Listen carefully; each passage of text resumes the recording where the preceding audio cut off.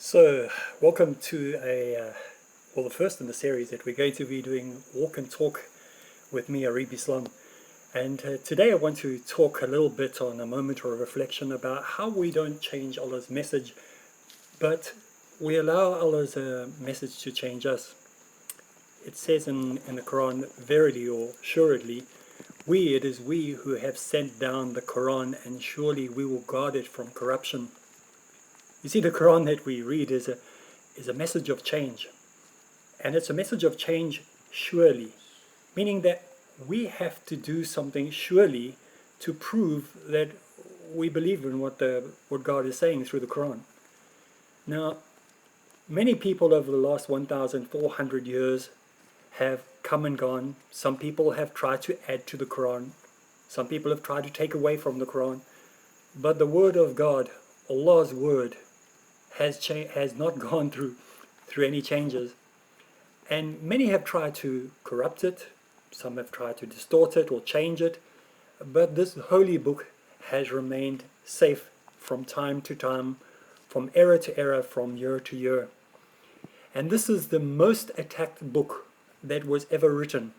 You know, many religions claim that their book is attacked. But think about it for a while. Perhaps you're not a Muslim and you decided to have a look at this moment of reflection for the first time. How many times has your book been publicly scrutinized and attacked, like the Quran has? And yet somehow it has remained constant. People have tried to distort it, try to cover it, rewrite it, and even here in America, people have even tried to burn it, but they have not been successful. Millions of people, though, I must say, have learnt it.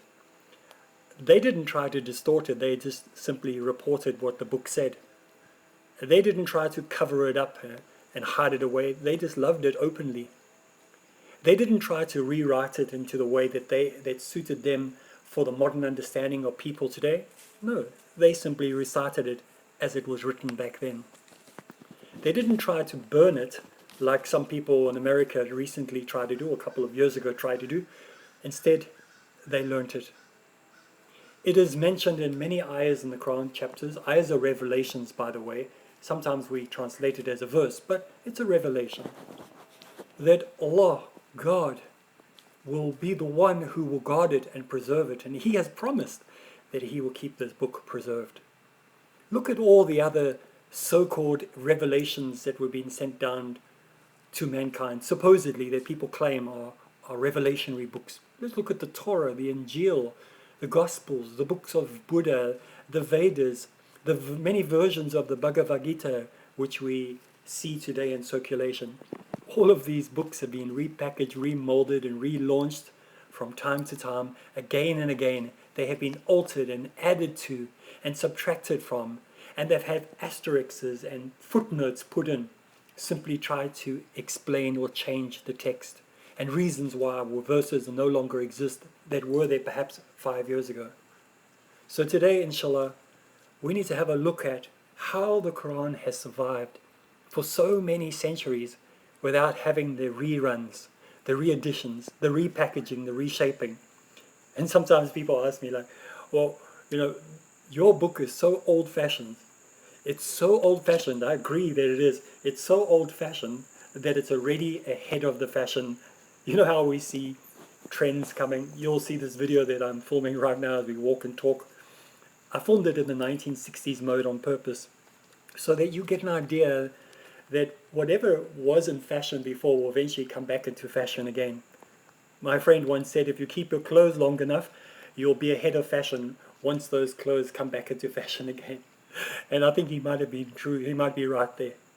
So today, just think about God. No matter what faith or what religion you are, and think how reliable is your text that it had to have been changed so many times. I challenge you to go to your friends, maybe who know someone who's a Muslim, and if you don't, contact me and I will send you a free copy of the Quran. And I welcome you all to this channel, and I really extend my hand of friendship to you. Please send comments, and whatever ideas and thoughts that you have, please just leave them in the comment box below. And remember, this idea is purely to bring love to mankind. Thank you.